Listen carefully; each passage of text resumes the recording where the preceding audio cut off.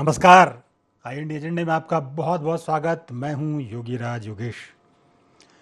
एजेंडे में आज चर्चा करेंगे राहुल गांधी, कांग्रेस के वरिष्ठ नेता, कांग्रेस के युवराज भोपाल आ रहे हैं 3 जून को। और राहुल गांधी भोपाल आएँ तो ये कांग्रेस के लिए तो खैर बड़ी बात होती ही है। महत्वपूर्ण बात यह है कि उसके 2 दिन पहले प्रधानमंत्री नरेंद्र मोदी 31 मई को भोपाल आएंगे और एक बड़ा कार्यक्रम वो करेंगे। तो उसके ठीक 2 दिन बाद राहुल गांधी यहाँ आएंगे और कांग्रेस के उनके बहुत सारे प्रोग्राम उस दिन। हालांकि राहुल गांधी का ये संक्षिप्त दौरा है।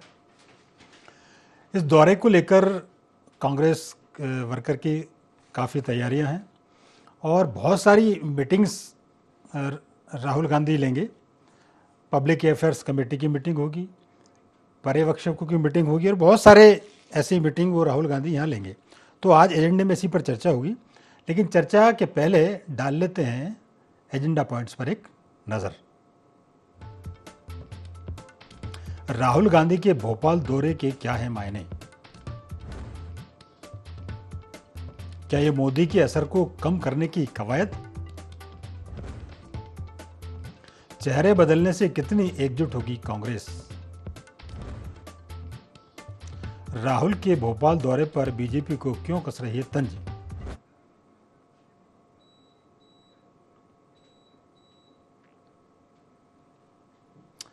तो डिबेट ओपन करूं उसके पहले तमाम मेहमानों का मैं आपसे परिचय करा दूं।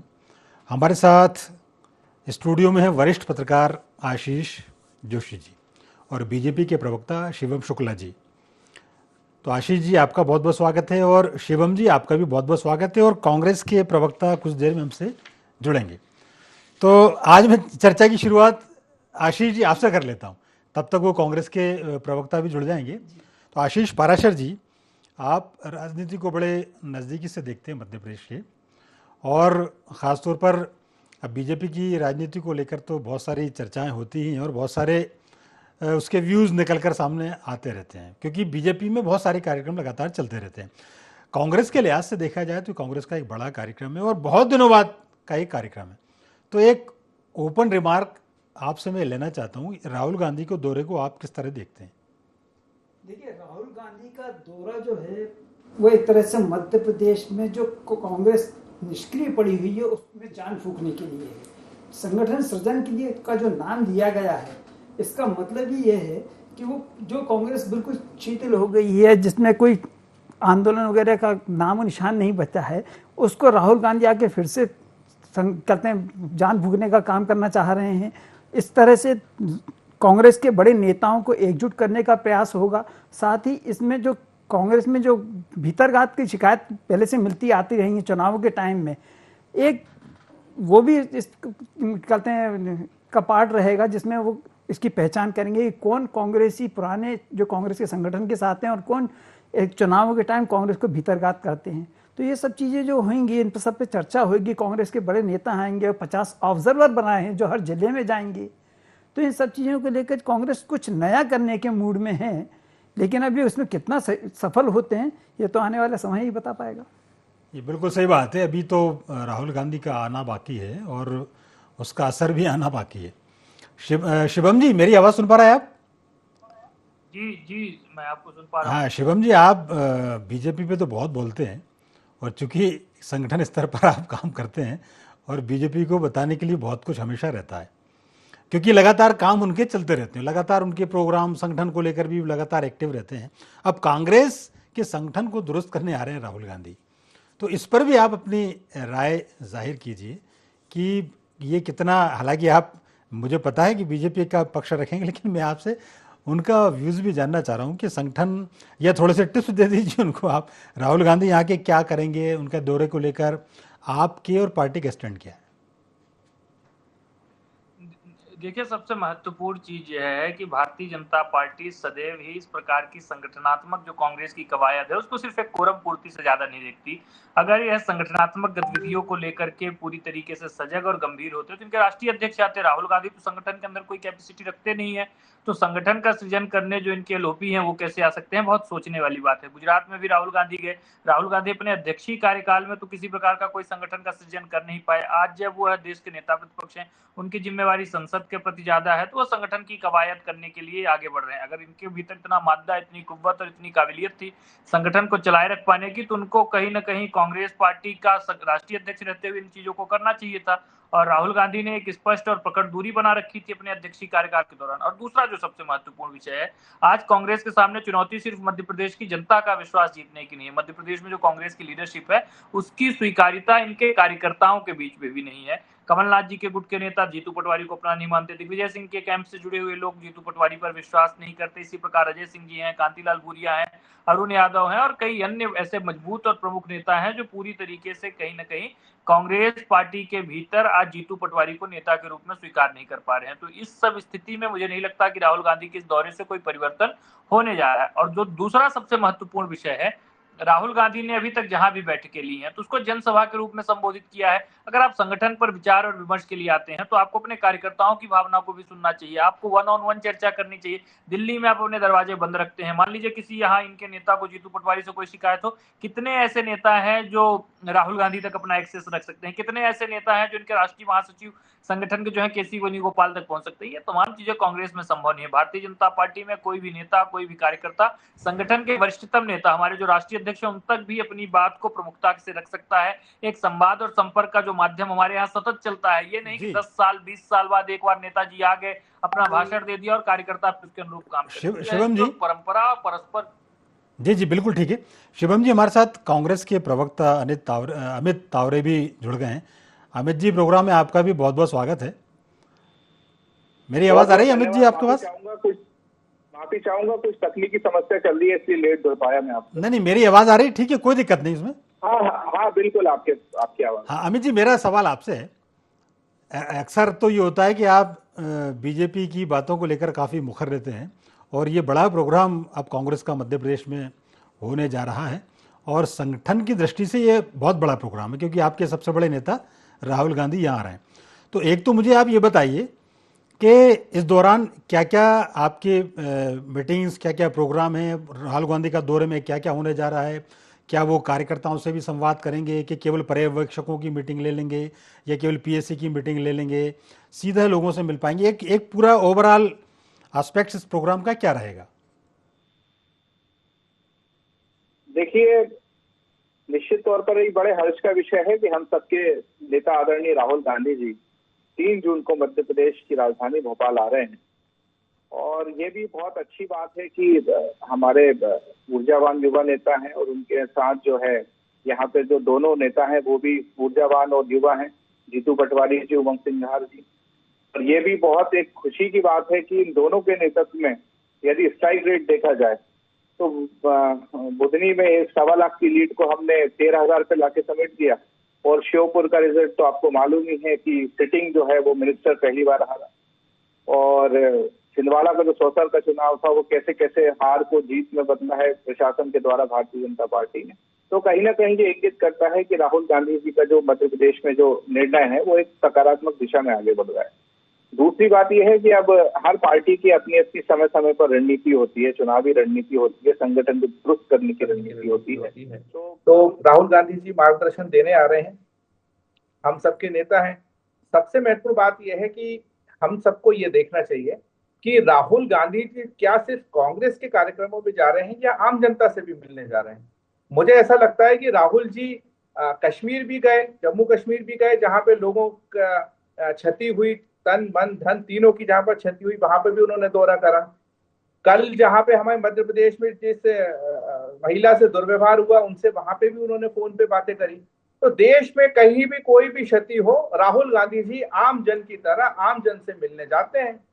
लेकिन वहां पे हमारे नरेंद्र मोदी जी जो सूर्य के विमान में जो घूमते हैं, मिलते हैं, तो कहीं ना कहीं ये इंगित करता है, इस बात की ओर इशारा करता है कि जन जन के नेता आखिर कौन है।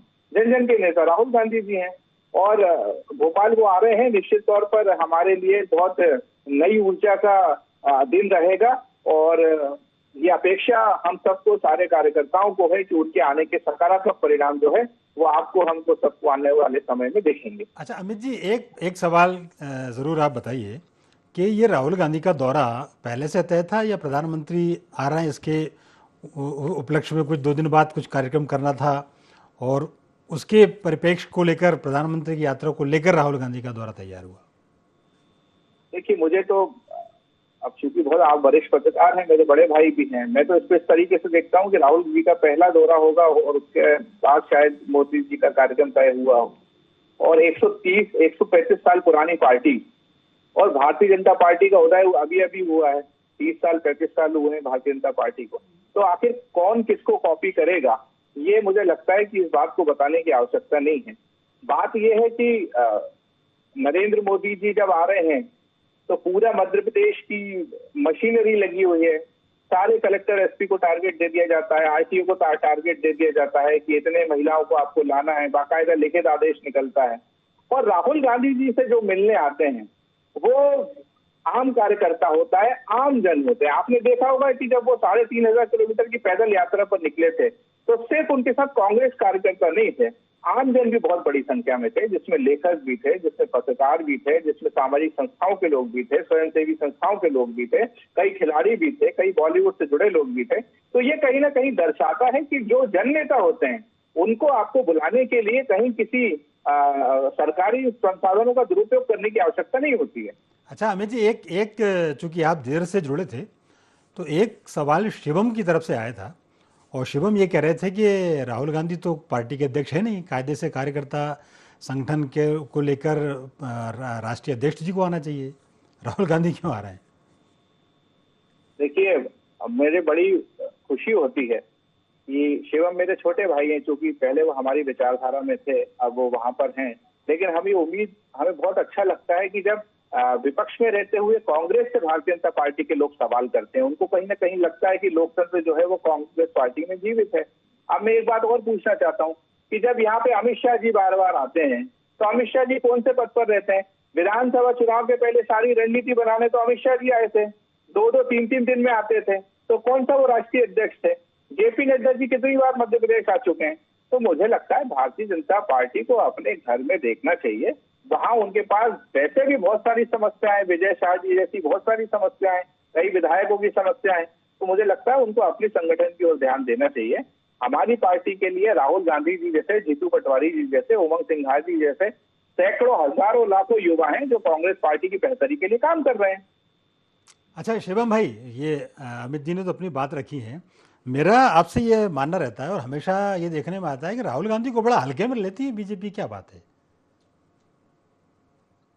देखिए, सबसे महत्वपूर्ण चीज यह है कि राहुल गांधी जी ने विगत लगभग 2-2.5 दशकों के अपने राजनीतिक कैरियर के दौरान अपनी छवि को इस प्रकार से जनता के बीच प्रस्तुत किया है। जनता उनको लगातार एक परिपक्व नेता के रूप में देखती है, जो समय की जो मांग रहती है, जो जन भावना रहती है, उसके विरोध की राजनीति करने पर विश्वास करते हैं। जब पूरा देश आज पाकिस्तान के खिलाफ संघर्षरत था तो उस पर सवाल उठाएंगे, जब विदेशों में जाएंगे तो देश की जो फॉरेन पॉलिसी है, देश की जो समस्याएं हैं उसको लेकर के मुखर होंगे, जब जनता के बीच जाएंगे तो बांटने की राजनीति बात करेंगे। आज जब एकजुटता के सूत्र में देश स्वयं को देखना चाहते हैं तो राहुल गांधी खंड खंड में देश को देखना चाहते हैं, तो उनकी सोच से देश की जनता तारतम्य नहीं बिठा पाई। क्योंकि राहुल गांधी जी स्वयं देश की जनता की नब्ज ही नहीं समझ पाए तक अपने राजनीतिक जीवन में, संगठनात्मक स्तर पर उनके कार्यकर्ता उनसे भेंट मुलाकात नहीं कर सकते, उस स्थिति में वह संगठन को कैसे गढ़ने का काम करेंगे? तो स्वाभाविक तौर पर उनकी सोच, उनकी मानसिकता और उनकी कार्य पद्धति वह विगत 2.5 दशकों के दौरान पूरी तरीके से लोगों के मन और मस्तिष्क पर स्थापित हो चुकी है। और अमित जी अभी कह रहे थे कि सरकार, प्रधानमंत्री के कार्यक्रम के लिए बसों को लिखित आदेश निकाले गए हैं कलेक्टर एसपी को, तो दिखा दें ऐसा कौन सा आदेश निकाला गया है जिसके यह बात कर रहे हैं। अगर लिखित आदेश है तो लिखित आदेश की कॉपी भी आपके पास होगी, उसको आप सार्वजनिक कर दीजिए। इस प्रकार की झूठी और अनाप शनाप बातें नहीं करनी चाहिए। और दूसरा जो सबसे महत्वपूर्ण विषय है, आज प्रधानमंत्री जी जब मध्य प्रदेश आ रहे हैं, मध्य प्रदेश की जनता से उन्होंने चुनाव के दौरान लगातार इस बात को हमने हाईलाइट भी किया था कि मोदी जी के मन में मध्य प्रदेश है। तो मध्य प्रदेश तो चुनाव के बाद कई बार आ चुके, और अब चूंकि पुण्य श्लोक का महारानी अहिल्याबाई होलकर जी की 300वीं जन्म जयंती का कार्यक्रम पूरा राष्ट्र मना रहा है। हमारी सरकार, हमारा संगठन, उनके जो एक पूरा प्रशासनिक मैकेनिज्म था, उनकी जो शासन व्यवस्था थी, उसको प्रेरणा मानते हुए पूरे देश में इस प्रकार के आयोजन कर रहा है और लगातार अपनी भावी पीढ़ी को उनके जो एक बहुमूल्य योगदान है उससे अवगत कराने का काम कर रहा है। तो कांग्रेस पार्टी आपको ऐसे आयोजनों में, ऐसे इवेंट्स में नजर नहीं आएगी। अगर राहुल गांधी आ रहे हैं, चूंकि यह पुण्य श्लोका महारानी अहिल्याबाई की धरती, कम से कम उनकी स्थल पर जाकर के उनको श्रद्धा सुमन व्यक्त करें, लेकिन राहुल गांधी ये चीजें करते हुए नजर नहीं आएंगे, क्योंकि उनको महिलाओं से आपत्ति है, उनको हमारी विरासत से आपत्ति है। पुण्य श्लोका अहिल्याबाई होलकर जी ने पूरे राष्ट्र में मंदिरों का पुनर्निर्माण कराया था, जिनको आक्रांताओं और आतताइयों ने खंडित करने का काम किया था। राहुल गांधी तो उन्हीं आक्रांताओं और आतताइयों के साथ खड़े हैं, उनकी मानसिकता, उनके विचार के वह पोषक हैं। तो स्वाभाविक तौर पर एक द्वंद्व जो भारतीय जनता पार्टी और कांग्रेस की राजनीति के बीच है, वो पूरा देश और प्रदेश देख रहा। जी जी, मैं एक सवाल मैं आशीष जी से ले लेता हूँ। आशीष जी, आपने दोनों प्रवक्ताओं को सुना, बड़ी धैर्य से अपनी बात रख रहे हैं। मैं आपसे जानना चाह रहा हूँ कि मध्य प्रदेश संगठन में, मध्य प्रदेश कांग्रेस संगठन की बात मैं कर रहा हूँ, क्या कुछ ऐसा किया जाना चाहिए? आपको क्या लगता है कि संगठनात्मक दृष्टि से जो उनका संगठन का जो नया सृजन की जो बात हो रही है, उस अभियान को आप कितना अनुकूल मानते हैं आज के परिवेश में? क्या वास्तव में कांग्रेस संगठन को इसकी आवश्यकता है और इस अभियान से क्या कुछ हासिल कर पाएगी कांग्रेस? देखिए, वाकई में कांग्रेस को इस अभियान की जरूरत है, क्योंकि कांग्रेस में जो गुटबाजी, कांग्रेस के नेता खुद कहते हैं गुटबाजी नहीं है तो बड़ा नेता नहीं है। तो अगर ये कांग्रेस की गुटबाजी खत्म करनी है और बड़े नेताओं की जगह अब नए युवा चेहरों को आगे लाना है, तो ये अभियान बहुत जरूरी है। अगर इस अभियान को सफल बनाना है तो जो राहुल गांधी जी ने एजेंडा रखा है उसके तहत काम भी करना होगा। ऑब्जर्वर नियुक्त करे हैं जो गुजरात पैटर्न पे पायलट प्रोजेक्ट पे काम करने जा रहे हैं। अगर वो सफल होते हैं मध्य प्रदेश में, तो आने वाले चुनावों में, चाहे लोकसभा के हों चाहे विधानसभा के हों, कांग्रेस को इसका लाभ मिलता दिखेगा, क्योंकि इसमें नए युवा चेहरे भी सामने आएंगे। बिल्कुल ठीक बात है, नए युवा चेहरे सामने आएंगे। अमित तो कह रहे थे अभी कि युवा टीम बनी हुई है मध्य प्रदेश में, तो प्रदेश अध्यक्ष भी युवा हैं, नेता प्रतिपक्ष भी युवा हैं, उपनेता प्रतिपक्ष भी युवा हैं। देखिए, वो युवा टीम बनी तो है भी है, लेकिन उस युवा टीम के साथ कितने युवा हैं ये वो भी जानते हैं, अमित जी भी जानते हैं। अच्छा अमित जी, एक सवाल आपसे भी ये है कि इस दौरे को लेकर अभी उमंग सिंघार जी ने बातचीत की थी, पत्रकार भी थे, तो उन्होंने कहा था कि जो भीतरघाती हैं कांग्रेस के, उनको बाहर का रास्ता दिखाया जाएगा और जो ऑब्जर्वर भी जो आ रहे हैं, जो ज़िलों में जाएंगे, वो भी ज़िलों में जाके इस बात की ताकीद करेंगे, उनको ढूंढेंगे, चिन्हित करेंगे कि कौन कौन कांग्रेस के भीतरघाती हैं और उनको कैसे बीजेपी को वो सपोर्ट कर रहे हैं। तो इनको लेके क्या वास्तव में अब ये माने कि कम से कम 10-20 भीतरघाती तो बाहर होंगे इस दौरे के बाद?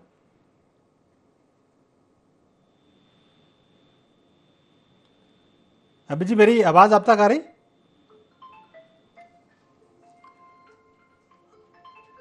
ठीक है, अमित जी से थोड़ा कनेक्शन कट गया है। मैं शिवम के पास आता हूँ। शिवम, ये जो राहुल गांधी संगठन को मजबूत करने की बात लगातार कर रहे हैं और प्रदेश कांग्रेस की स्थिति एक बड़ी ऐसी स्थिति है कि मध्य प्रदेश में लोकसभा की बात करें तो शून्य की स्थिति में है, लेकिन हम ये मान के चलते हैं कि राहुल गांधी आ रहे हैं, संगठन को मजबूत करेंगे, कर रहे हैं और संगठन को लेकर वो चिंतित भी हैं। तो इस प्रयासों को तो आपको सराहना करना चाहिए, संगठन को लेकर काम कर रहे हैं। देखिए, सबसे इम्पोर्टेंट बात यह है कि हम तो चाहते हैं कि राहुल गांधी जी आए और इस प्रकार से मध्य प्रदेश में कांग्रेस को कम से कम उस स्वरूप में ढालने का काम करे कि जनता का जो भी जनमत इनको थोड़ा बहुत प्राप्त हुआ है, प्रतिपक्ष का उत्तरदायित्व प्राप्त हुआ है, हमें सरकार के रूप में हमारे जो ऐसे तक हमारा ध्यान आकर्षित। लेकिन कांग्रेस पार्टी मध्य प्रदेश में मृत प्राय तरीके से राजनीति कर रही है, सिर्फ और सिर्फ पोस्टरबाजी। थोड़ा मैं इंटरप्ट करूंगा तुम्हें शिवम, थोड़ा सा इंटरप्ट कर रहा हूं चूंकि अमित जुड़े हुए हैं और मेरा प्रश्न अधूरा रह गया था। अमित जी, मेरी आवाज आ रही है आपके पास? जी बिल्कुल आ रही है। हाँ, मैं ये पूछ रहा था कि अभी उमंग सिंघार भी बातचीत कर रहे थे और वो कह रहे थे कि इस दौरे के दौरान भीतरघातियों की खैर नहीं, भीतरघातियों को चिन्हित किया जाएगा। तो क्या ऐसा माने कि इस बैठक के बाद, राहुल गांधी के दौरे के बाद कम से कम 10-20 भीतरघाती तो बाहर हो जाएंगे पार्टी से? देखिए, 10-20 क्या हो, जितने होंगे सारे बाहर होंगे। कितने होंगे? हम 10-20 की क्यों बात करें, जितने होंगे वो सारे बाहर होंगे। आपको क्या लगता है कितने भीतरघाती हैं? हेलो मेरी आवाज आ रही है अमित आपके पास? हेलो। हाँ, आपकी आवाज आ रही मुझे। मेरे सवाल मिल रहे हैं आपको? लगता है अमित से थोड़ा सा कनेक्शन में प्रॉब्लम आ रही है। शिवम, आप अपनी बात पूरी रखें, बीच में मैंने इंटरप्ट कर दिया था आपको। देखिए, बहुत स्वाभाविक सा यह जो प्रकरण पूरा समझ में आ रहा है और इस पर पूरी तरीके से भारतीय जनता पार्टी की सरकार और संगठन का मानना है कि राहुल गांधी जी इस पूरे प्रारूप में जो एक लीडर ऑफ अपोजिशन की भूमिका है उसमें पूरी तरीके से विफल हो चुके हैं। राष्ट्रीय स्तर पर भी, अंतर्राष्ट्रीय स्तर पर भी और मध्य प्रदेश से जुड़े हुए विषयों के तौर पर भी उनकी जो ख्याति है, उनका जो कार्य पद्धति है, उसको मध्य प्रदेश की जनता स्वीकार नहीं कर पा रही है और स्वाभाविक तौर पर उनकी इन संगठनात्मक कवायदों की मध्य प्रदेश के संगठन में कोई परिवर्तन नहीं होने जा रहा है, क्योंकि यहाँ पर अब आज कांग्रेस पार्टी मृत प्राय हो चुकी है और लगातार अपनी बची हुई जमीन को भी खोती हुई चली जा रही है। उस स्थिति में भारतीय जनता पार्टी जिस तेज गति के साथ, जिसे एक समर्पण के साथ काम कर रही है, तो राहुल गांधी की इस प्रकार के कोई भी अभियान जमीन पर कांग्रेस के लिए कोई भी परिवर्तन नहीं ला पाएंगे। ठीक है, अमित हमारे साथ दोबारा से जुड़े। अमित, मेरी आवाज आ रही है अमित जी? अब आ रही है आपके? मैं ये पूछ रहा था, मैं उसको प्रश्न को दूसरी तरह से ट्विस्ट करके पूछ लेता हूँ। भीतरघातियों को लेकर बड़ी एक्शन की तैयारी है। मेरा ये मानना है कि राहुल गांधी आके बताएंगे कि भीतरघाती कौन है, या प्रदेश संगठन को ये पता नहीं कि कांग्रेस में कौन कौन भीतरघाती है? देखिए, मैंने आपको बताया कि जितने भी भीतरघाती होंगे और जो पार्टी विरोधी गतिविधियों में शामिल होंगे, वो उन सबको बाहर का रास्ता दिखाया जाएगा। ये एक सामान्य प्रक्रिया है, वो किसी भी पार्टी में हम देखते हैं जहां अनुशासन समिति होती है, चाहे वो भारतीय जनता पार्टी की हो, कांग्रेस की हो, बसपा की हो, सपा की हो, समय समय पे ऐसे लोगों को चिन्हित करके बाहर किया जाता है। दूसरा कि ये पूछा गया था इस आपके कार्यक्रम में कि कब कब ऐसा हुआ है कि परिवहन विभाग को ऐसे आदेश जारी किए गए हों, तो मैं बताना चाहूंगा कि 25 सितंबर 2018 में जब कार्यक्रम था प्रधानमंत्री जी का, तब तो आदेश जारी किया गया था बसों के लिए, और तब के जो ऑपरेटर थे उनने कहा था कि भाई लगभग 3 करोड़ 17 लाख रुपए बकाया है और अब हम जो है रैली में बसें नहीं लगाएंगे। तब तत्कालीन परिवहन मंत्री भूपेंद्र सिंह ने जो है वो ऑपरेटरों से बात करी थी। तो ये जो है ये लगातार किस तरीके से सरकारी संसाधनों का दुरुपयोग करके अपने नेताओं को खुश करते हैं, ये मध्य प्रदेश में एक बार नहीं हुआ है, ये हमेशा से होता आया है 2014 के बाद। चाहे शिवराज जी की हम बात करें या आप जो है वो मोहन यादव जी हो, इनकी बात करें, और कोई ऐसा महीना नहीं होता जब इनके दिल्ली के बड़े नेता मध्य प्रदेश ना आते हो और मध्य प्रदेश टैक्स के पैसों पे अपनी सारी व्यवस्थाएं न कराते हो। शिवम, क्या बोलेंगे आप? आपको? हेलो, मैं शिवम से सवाल पूछ रहा हूँ, इस अमित तायबरे जी के जवाब पर आपका क्या कहना है? देखिए, अमित जी अभी भी वो कागज नहीं दिखा पाए जो मैंने इनसे मांगे। और दूसरा जो सबसे कीमती और महत्वपूर्ण बिंदु यह है कि अमित जी को यह बात समझनी होगी कि भारतीय जनता पार्टी का कोई नेता अपने परिवार के साथ छुट्टियां मनाने मध्य प्रदेश नहीं आ रहा। प्रधानमंत्री जी आ रहे हैं तो मध्य प्रदेश में एक जो हमारी इतनी बड़ी विभूति मध्य प्रदेश में उनका जन्म हुआ था और यहाँ पर उन्होंने पूरे राष्ट्र में अपनी ख्याति का प्रदर्शन किया, उनके आयोजन में आ रहे हैं और उस दौरान भी शासकीय रूप से तमाम ऐसे विभिन्न लोकार्पण होंगे, विभिन्न शिलान्यास होंगे, आगामी कई परियोजनाओं का शुभारंभ होगा, तो मध्य प्रदेश के लिए सौगातें लेकर के आ रहे। वही इनकी जब सरकार थी तो राहुल गांधी जी के पिताजी अपने पिताजी के साथ छुट्टियां मनाने कहीं किसी आइलैंड पे जा रहे थे, किसी यार्ड पे जा रहे थे, किसी शिप के माध्यम से जा रहे थे। यह तमाम चीजें इतिहास के पन्नों में पूर्णतः दर्ज हैं। अमित जी को उनको जाकर के देखना चाहिए। भारतीय जनता पार्टी की सरकार में किसी भी नेता ने एक भी रुपए की प्रशासनिक या शासकीय जो राशि है उसका अपव्यय नहीं किया है। लगातार जनता के लिए समर्पण की भावना के साथ माननीय प्रधानमंत्री जी काम करते हैं। अपने लगभग 11 वर्षों के कार्यकाल में उन्होंने एक भी दिन जनता के कामों से कोई छुट्टी नहीं ली है। तो यह दिखाता है कि इतने समर्पण और इतने समर्पित भाव के साथ काम करने वाली है सरकार, पूर्णतः प्रतिबद्धता के आधार पर आगे बढ़ रही है। वहीं कांग्रेस पार्टी की हम बात करें तो कांग्रेस पार्टी लगातार इसी प्रकार से सरकारी संसाधनों का भी दुरुपयोग करती हुई चली आई है, अपने कार्यकर्ताओं का भी शोषण करती चली आई है और यही कारण है कि सरकार और संगठन दोनों के रूप में आज एक कांग्रेस पार्टी फेलियर का एग्जाम्पल है। तो उस स्थिति में यह भारतीय जनता पार्टी के रोबोट संगठन जो नीचे तक जाकर के पूरी कर्तव्य परायणता के साथ काम करते हैं उसका कोई मुकाबला नहीं कर सकती। ठीक है, एक कमेंट में ले लेता हूं आशीष जी से। आशीष जी, अभी बात इस बात की हो रही थी कि कांग्रेस में लोगों को चिन्हित किया जाएगा, खासतौर पर भीतरघातियों को ढूंढा जाएगा और जो बीजेपी के लिए काम कर रहे हैं, क्योंकि ऐसे संगठन को लगातार शिकायतें मिलती रहती हैं कि कुछ लोग पर्दे के पीछे से बीजेपी को मदद कर रहे हैं। तो आप मानते हैं कि मध्य प्रदेश में भी ऐसी स्थिति है? बिल्कुल, पिछले चुनावों में भी देखा गया है। कांग्रेस इस बात से अच्छी तरह जानकारी रखती है कि यहाँ पे कुछ ना कुछ भीतरघाती ऐसे हैं जो बीजेपी को सपोर्ट करते हैं, उनका ऐसा मानना है। अब चुनावों के टाइम कुछ कांग्रेस के नेता छोड़कर बीजेपी में शामिल हुए, कुछ ने जिनको टिकट नहीं मिला कांग्रेस की तरफ से उनने बीजेपी के नेताओं का सपोर्ट करा वहाँ पे। तो ऐसे जो भीतरघाती हैं उनको कांग्रेस छांटेगी, लेकिन क्या कांग्रेस के बड़े नेताओं को मालूम नहीं कि कौन कितना भीतरघात कर रहा है हमारे साथ में? ये तो एक सिर्फ दिखाने वाली बात हो गई है कि ये राहुल गांधी आ रहे हैं और वो में भीतरघातियों की अनुशासनात्मक कार्रवाई करेंगे, लेकिन मुझे ऐसा लगता नहीं है कि कांग्रेस को इस बारे में जानकारी नहीं है। कांग्रेस अच्छी तरह से जानती है कि कौन भीतरघात कर रहा है, लेकिन इनके खिलाफ कार्रवाई करना भी एक बड़ी बात हो जाएगी कांग्रेस के लिए। बिल्कुल बिल्कुल, बड़ी चुनौती। अच्छा अमित जी, ये जो बात हो रही है अभी, ब्लॉक अध्यक्षों से भी संवाद करेंगे, क्या कार्यकर्ताओं से डायरेक्ट संवाद करेंगे या कुछ मीटिंग है केवल कुछ बड़े लोगों के साथ संगठन के? देखिए, राहुल जी तो आम जनों के ही नेता है। आपने तो यात्रा में भी देखा होगा कि वो आम कार्यकर्ता से भी मिले, आम लोगों से भी मिले। अब नरेंद्र मोदी जी की तरह तो है नहीं कि वो 20 फीट से हाथ हिला दें और पब्लिक को नमस्कार कर लें। तो बात यह है कि जब उनका कार्यक्रम बनेगा, अंतिम जब फाइनल होगा, तो आपको भी पता चलेगा, हमको भी पता चलेगा।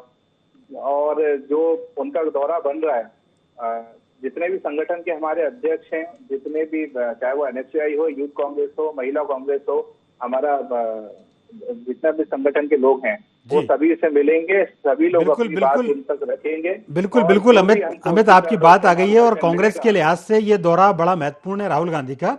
चूंकि चर्चा का समय फिलहाल इतना ही है, आप तीनों मेहमानों का बहुत बहुत धन्यवाद, शुक्रिया। तो IND एजेंडे में फिलहाल इतना ही। आप हमारे साथ बने रहिए, जुड़े रहिए, देखते रहिए IND 24। नमस्कार।